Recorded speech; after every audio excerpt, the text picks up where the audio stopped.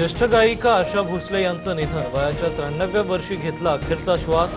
उद्या शिवाजी पार्कातील स्मशानभूमीत शासकीय इतमामात अंत्यसंस्कार। हृदयविकाराच्या झटक्यानंतर ब्रीच रुग्णालयात उपचार सुरू होते।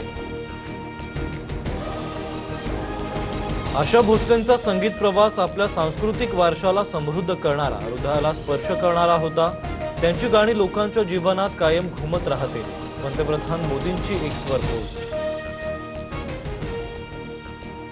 मंगेशकर कुटुंबातील दुसरा तारा हरपला। आशा भोसलेंनी अखेरच्या श्वासापर्यंत संगीताची सेवा केली। 90व्या वर्षी 3 तास कॉन्सर्टही केला होता। मुख्यमंत्री फडणवीसांकडून आठवणींना उजाळा। भारतीय संगीत विश्वातील एक अमर आवाज शांत झाला। आशा भोसलेंची गाणी अमर राहतील। उद्धव ठाकरेंकडून आदरांजली।